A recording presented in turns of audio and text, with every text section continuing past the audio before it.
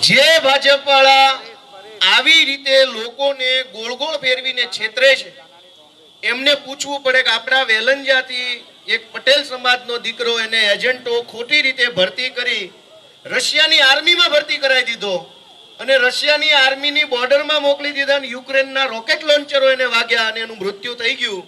War રોકવા દેવા વાળા તો ભલે સાઈડમાં રહ્યા, એની ડેડ બોડી આજ દિવસ સુધી ભાજપ વાળા પાછી નથી લાવી શક્યા. આ સમાચાર બધાને મળ્યા છે કે નથી મળ્યા? દુનિયાના કોઈ પણ દેશમાં મૃત્યુ થઈ જાય તો ડેડ બોડી તો પાછી સરકારે લાવી દેવી જોઈએ કે ન લાવી દેવી જોઈએ? એ તો આપણી પરંપરા છે. હિન્દુત્વના ઠેકેદારો થઈને ફરે છે, પણ અંતિમ સંસ્કાર માટે બાપને એના દીકરાની લાશ નથી મળતી. એવા લોકો ઉપર થૂ છે દોસ્તો, થૂ છે એના ઉપર. યુદ્ધ રોકાઈ દીધું અને મજાની વાત જો એમ કહે છે કે ભાઈ યુક્રેન રશિયાનું યુદ્ધ રોકાઈ દીધું તો એમબીબીએસ કરવા યુક્રેન જવું પડે, એને રોકો ને. સુરતમાં એમબીબીએસ થાય એવું કરાઈ દો ને. ન્યા ઠેક તમે યુદ્ધ રોકાઈ દો છો, એટલા બધા બળવાળા છો. અહીંયા કેમ એમબીબીએસ નથી થતું?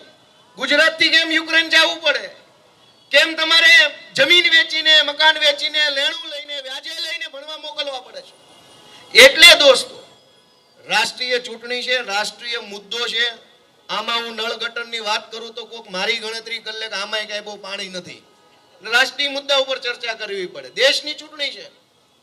દેશની ચૂંટણી એમ કહે છે કે જે લોકો અત્યારે દેશમાં તાનાશાહી ફેલાવી રહ્યા છે એમને રોકવાની જવાબદારી મંચ ઉપર બેઠેલા એકલાવની નથી, આપણા બધાની હૈયારી જવાબદારી છે આને રોકવા. કેવી રીતે તાનાશાહી થાય છે કે 2014 થી લઈ 2024 ની વચ્ચે દેશના વિરોધ પક્ષના સૌથી મહત્વના 25 લોકો ઉપર ઈડી સીબીઆઈ ની કાર્યવાહી થઈ. દેશના વિરોધ પક્ષના 25 લોકો ઉપર ઈડી સીબીઆઈ ની કાર્યવાહી થઈ. એમાંથી 23 ભાજપમાં ભળી ગયા અને કાર્યવાહી બંધ થઈ ગઈ. 23 જણા ભાજપમાં ભળી ગયા તો કાર્યવાહી બંધ થઈ ગઈ. દોસ્તો, આપણે એટલું વિચારવાનું છે કે આ ચૂંટણી, હું પોતે વિધાનસભા હારીને ઉભો છું, પરેશભાઈ ચૂંટણી હારી ગયા પછી અહીંયા ઉભા છે, મહેન્દ્રભાઈ નાવડિયા બેઠા એ વિધાનસભા હારી ગયા છતાં અહીંયા બેઠા છે. ધારો કે આજથી અત્યારથી રાજકારણ મૂકી દઈએ, ધંધે લાગી જઈએ, અમારું એક પૈસાનું નુકસાન ન થાય એમ, પણ વિરોધ પક્ષ નહીં હોય તો આ હજારો લોકોની વાત કોણ બોલશે ને તમારે વિચારવાનું છે દોસ્તો. કોણ બોલશે? કોણ અવાજ ઉઠાવશે? બધું જ એક તરફી હશે તો જનતાનો મુદ્દો કોણ બોલશે? હાર્યા પછી અહીંયા ઊભા છીએ તો યુક્રેનનો મુદ્દો હોય કે એમબીબીએસ નો હોય, ડ્રગ્સ નો મુદ્દો હોય કે સ્કૂલ નો હોય, બોલીએ છીએ એ તમારા માટે બોલીએ છીએ, એટલું તમારે ધ્યાન આપવું પડે. અને એટલે બહુ મહત્વની વાત કહું, ભાજપના મિત્રો ઘણા અહીંયા હું જેને ઓળખું છું છાનામાના ડોકા કાઢીને સાંભળે છે, એ સારી બાબત છે. કમસે કમ સાંભળે તો છે આપણી વાત. એનું એની પાર્ટીમાં કોઈ નથી સાંભળતો, આપણું એ સાંભળે એ બહુ મોટી વાત કહેવાય. 2-3 જણા દેખાણા મને એટલે મારે કહેવું પડ્યું. તમે બધા સમજો કે આ ચૂંટણી નિલેશભાઈની નથી, ઇન્ડિયા ગઠબંધનની નથી, મારી નથી, કોઈની નથી, આ જનતાની ચૂંટણી છે. શા માટે? બહુ ગંભીર વાત છે. વિચાર કરજો, ગૂગલ કરજો, યુટ્યુબમાં જાજો, પૂછજો પોતાના જાતને. ઇલેક્ટોરલ બોન્ડ વિશે કોણે કોણે ન્યૂઝ જોયા છે? હાથ ઊંચો કરો. જે ઇલેક્ટોરલ બોન્ડ, દેશનું સૌથી મોટું કૌભાંડ નરેન્દ્ર મોદી અને અમિત શાહ ઇલેક્ટોરલ બોન્ડના સ્વરૂપમાં કર્યું.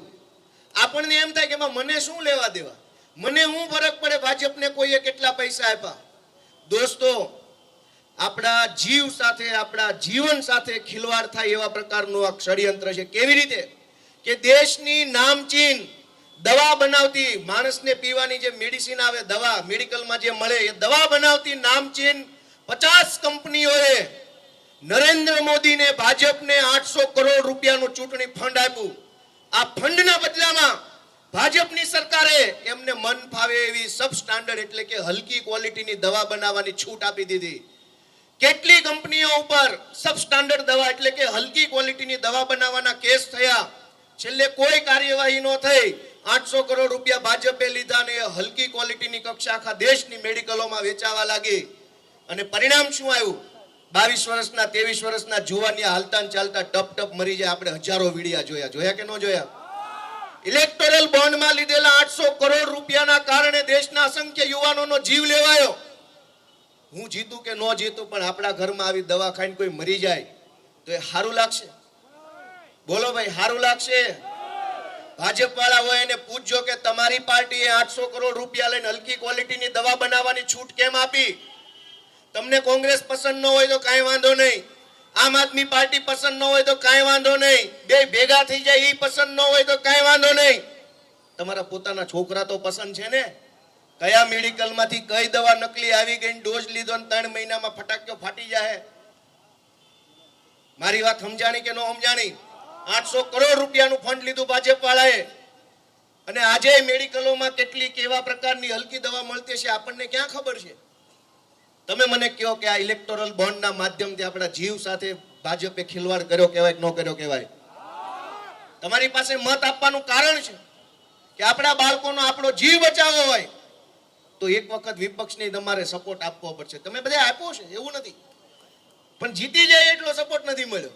આ 3 જણા તમે હારેલા બેઠા રહે છે. અમારું શું નુકસાન?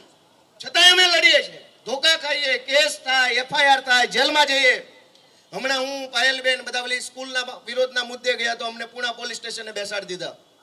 ધારો કે આ બધું બંધ કરી દઈએ, નુકસાન શું અમારું અને જનતાનું શું નુકસાન? બધાય વિચારજો.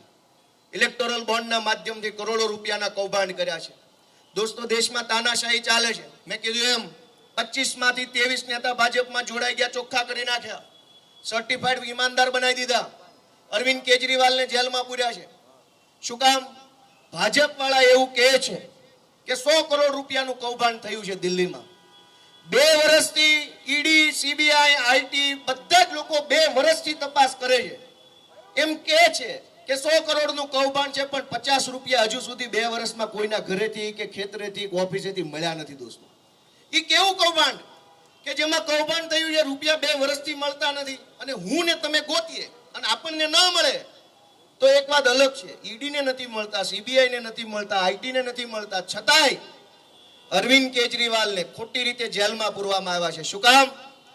કે ભાજપને ખબર છે કે ભવિષ્યમાં અમિત શાહ અને નરેન્દ્ર મોદીનો કોઈ કાળ છે તો દેશમાં અરવિંદ કેજરીવાલ છે. દોસ્તો, પણ કંસને એવું એક વખત ખબર પડી ગઈ કે ભાઈ આ બેન દેવકીના પેટે જે કાંઈ સંતાન જન્મ છે એ મારો કાળ બનશે. કંસે બેન હગી બેનને જેલમાં પૂરી, જે કાંઈ સંતાનો જન્મ્યા એને મારી નાખ્યા જેલમાં. પણ કાળ તો કાળ છે ભાઈ, એ તો આવીને રહેશે. કંસનું પતન થયું હતું, અમિત શાહનું પતન થવાનું. દોસ્તો, જેલમાં પૂરવાથી કઈ કાળ થોડો ઉભો રહેવાનો છે?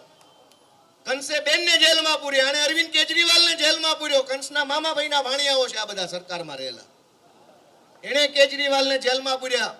કોંગ્રેસ પક્ષના બેંક એકાઉન્ટો સીલ કરી દીધા. અત્યારે ચાલુ ચૂંટણીએ અંગ્રેજીમાં શબ્દ છે લેવલ પ્લેઇંગ ફિલ્ડ, એટલે કે કોઈ રમત રમતો હોય તો એક સરખા ગ્રાઉન્ડ પર બધા રમે તો બધાને હરખી તક મળે જીતવાની. મારે 3 ફૂટ ઊંડા ખાડામાં બેટ પકડીને ઊભું રહેવાનું, બોલર છે 4 ફૂટ ઊંચા ટેકરા પરથી બોલ નાખે તો લેવલ પ્લેઇંગ ફિલ્ડ ન કહેવાય. કોંગ્રેસ પક્ષના ખાતા સીલ કરી દીધા. કરોડો રૂપિયા કોંગ્રેસ પક્ષના કાર્યકર્તાઓએ જે કાંઈ એમને ડોનેશન આપ્યું એ પૈસા આજે ચૂંટણીમાં નહીં વાપરી શકાય, એટલે કોંગ્રેસ પક્ષની તાકાત ઘટે ભાજપ સામે લડવાની.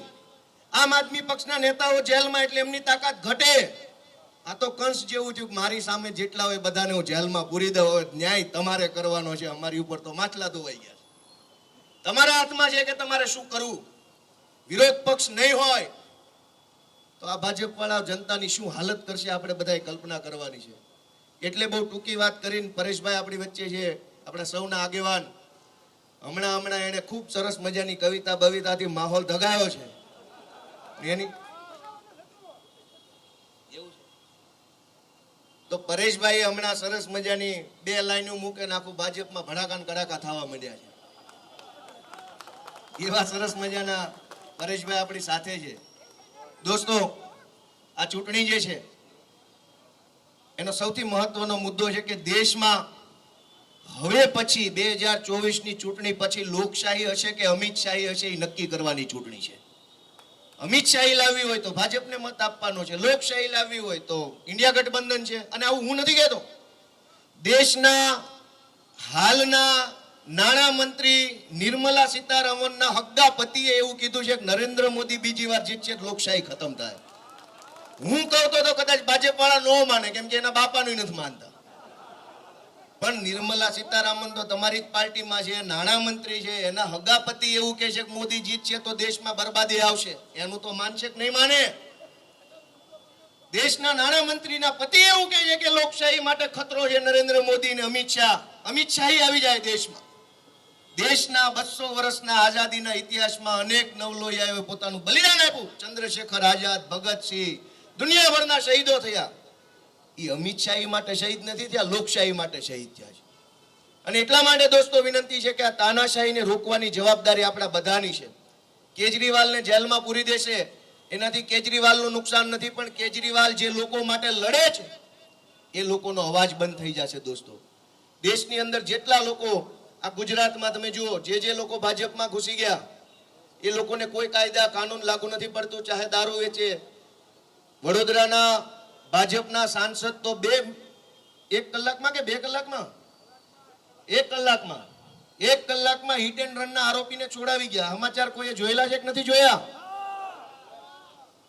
આપણી ઉપર કોરોનામાં પોલીસે ખોટો કેસ કર્યો ને એના જામીન લેવામાં આપણે લાખ રૂપિયાનો ખર્ચો થયો હતો. વાત સાચી છે ખોટી? સોસાયટીના ગેટે બેઠા હોય, ધાબા ઉપર અગાસીએ બેઠા હોય, ત્યાંથી પોલીસે પકડી લીધા. બીજા દી છાપામાં આવે કે ફલાણી સોસાયટીના ધાબા ઉપર ભજીયા ખાતા રંગે હાથે પકડાણા. ભજીયા ખાતા રંગે હાથે પકડાય, દારૂ પીતા જુગાર રમતા પકડાય. છતાંય છાપામાં એવા રંગે હાથે ભજીયા ખાતા પકડાણા મોટા વરાછાથી. પોલીસે ડબ્બામાં ભરી ભરીને લઈ ગયા, લાખ રૂપિયા સિવાય કોઈને છોડ્યા નહોતા. આવું સાચું બોલું છું કે ખોટું કયો છે? પણ આ મોટા વરાછાની નદીમાં રેતી કાઢવા વાળા નહીં પકડાય. શું કામ? માથે ટોપી પહેરી છે કેસરી કલરની, એટલે ગમે એ ગુનો માફ. ભાજપમાં રહીને ચોરી કરે, લૂંટ કરે, બળાત્કાર કરે, રેતી કાઢે, ખંડણી ઉઘરાવે, માફિયા વેડા કરે, શિક્ષણ માફિયા વેડા, ગમે એવું કરો, માફ છે. દોસ્તો, આ બધા જ પ્રશ્નો છે એ પરેશભાઈને, કેજરીવાલને, નિલેશભાઈને લાગુ નથી પડતા. એ પ્રશ્નો જનતાને લાગુ પડે છે, આપણને લાગુ પડે છે. માટે આ ચૂંટણીમાં આપણે ઇન્ડિયા ગઠબંધનને સાથ આપવાનો. ઈડી, સીબીઆઈ જ્યાં જોવો ત્યાં સવારમાં જાગીને એ લોકો શિકારે નીકળતા હોય એમ નીકળે છે કે કયા નેતાને પાડી દેવો છે આજે. અને જેટલા પણ લોકો ઉપર ઈડી, સીબીઆઈ ની રેડ થઈ એમાંથી દોસ્તો 90% રેડ વિરોધ પક્ષના લોકો ઉપર થઈ છે. તો ભાજપના અંધભક્તો ખૂણામાં બેઠા છે, એ વિચારશે 10% તો ભાજપ વાળા પર થઈ હશે ને. એને જવાબ આપજો નહીં, એ 10% બિઝનેસમેનો ઉપર થઈ જે વિપક્ષને સપોર્ટ કરતા હોય. એટલે ઘણી વખત આપણે એમ કે 90% રેડ વિપક્ષ ઉપર થઈ, ભાજપ વાળા કે 10% તો મારા આવ્યા, હાલી હું નીકળ્યા. માપમાં રહ્યો, માપમાં. 10% ઉદ્યોગપતિઓ, વેપારીઓ કે વિરોધ પક્ષોને મદદ કરતા લોકો ઉપર રેડ પડી, 90% વિપક્ષ ઉપર રેડ પડી. દોસ્તો, જો દેશમાં વિરોધ પક્ષ નામની વસ્તુ જ નહીં હોય, કોઈ વિરોધ પક્ષ નહીં હોય, તો જનતાનો અવાજ કોણ ઉઠાવશે એ તમારે વિચારવાનું છે. આજે બેફામ બધું મેં કીધું એમ કે બેફામ સબસ્ટાન્ડર્ડ દવાઓ વેચાઈ રહી છે. જે ઉત્તરાખંડની અંદર ટનલ તૂટીને આપણા મજૂરો ફસાઈ ગયા, 40-45 દિવસ સુધી ઓપરેશન આવેલું. કોને કોને યાદ છે? એ બ્રિજ બનાવવા વાળી કંપનીએ 58 કરોડ રૂપિયા ભાજપને પ્રસાદી સ્વરૂપે આપેલા છે. એ નાળું બનાવવા વાળી કંપની.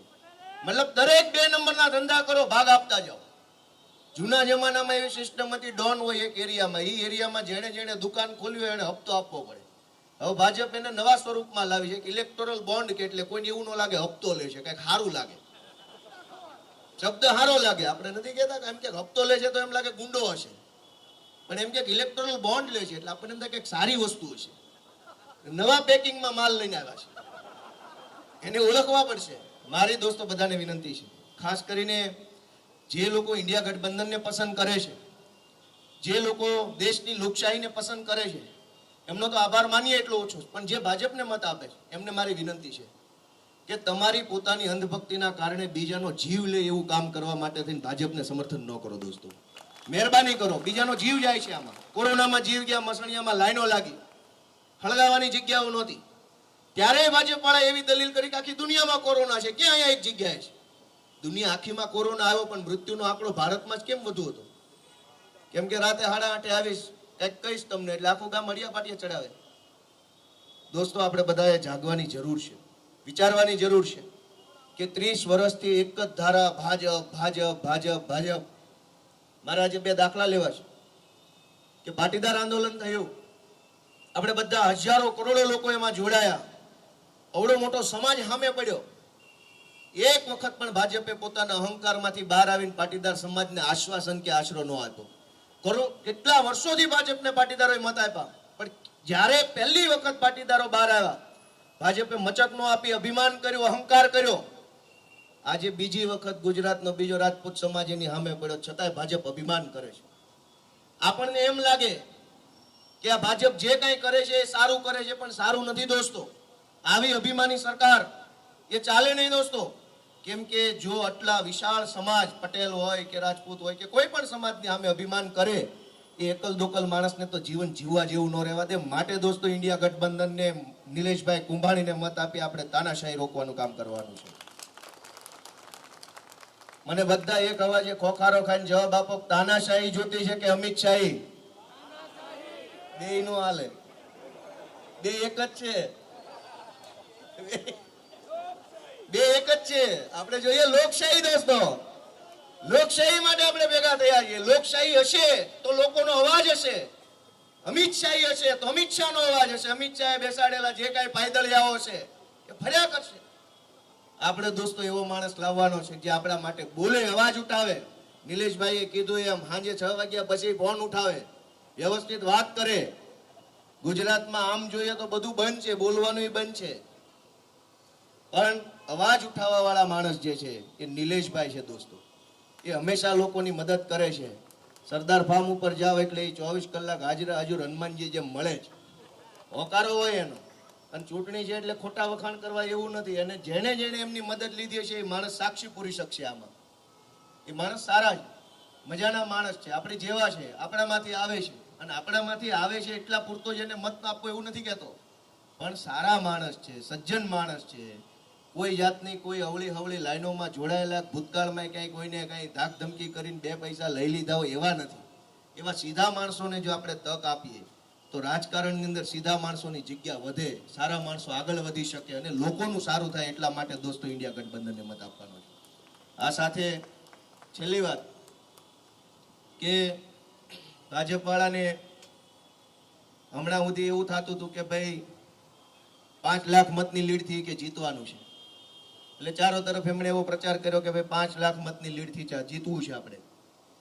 એટલે કોઈ એમને પૂછ્યું કે ભાઈ આ 5 લાખ મતની લીડથી જીતશો પછી કરશો હું? કામનું લિસ્ટ તો આપો. હવે જીતવાનું લિસ્ટ તો આવી ગયું. દર ચૂંટણી પછી CR પાટીલ બોલે છે કે ભાઈ હવે આપણે આટલી ચૂંટણી જીતવી છે, આટલી ચૂંટણી જીતવી છે. તો એમણે 5 લાખ મતની લીડથી જીત્યા પછી કામ શું કરવાનું છે આખા ભાજપમાં કોઈને ખબર નથી. કેમ કે બધે જ જીત કાંઈ જે કાંઈ મળશે એ જીત્યા પછી પેપરો ફૂટશે, રોડના કામમાં ભ્રષ્ટાચાર થશે, રેતીયું કાઢશે, જંગલમાંથી લાકડું કાઢશે, ગુંડાગીર્દી કરશે, દબાવશે, ધમકાવશે, એવું કામ કરશે. અને એટલા માટે આપણી બધાની જવાબદારી છે સાથીઓ કે ઇન્ડિયા ગઠબંધનને, આમ આદમી પાર્ટી અને કોંગ્રેસ પક્ષને બંનેને તમે સંયુક્ત ઉમેદવાર તરીકે પસંદ પામેલા આપણા સૌના લોકલાડીલા નિલેશભાઈ કુંભાણીને કોંગ્રેસના નિશાન ઉપર મત આપી વિજય બનાવો એવી અમારી સૌની અપીલ છે. આપ સૌએ આટલી નિનમ્રતાથી વાત સાંભળી એ બદલ સૌનો આભાર. અમે આશા રાખીએ છીએ કે તમારા એટલે કે આપણા બધાના જીવ સાથે રમત રમનારા ભાજપના લોકો, આપણા સૌની જે કહેવાય લોકશાહીના અધિકારો છે, અધિકારો ઉપર તરાપ મૂકનારા ભાજપના લોકોને તમે આ વખતે જડબે સલાક આપી અને આપણા હજળબમ અવાજને, આપણા ઇન્ડિયા ગઠબંધનને જીતાડવા માટે આગળ આવશો એવી સૌને મારી વિનંતી છે. જય હિન્દ.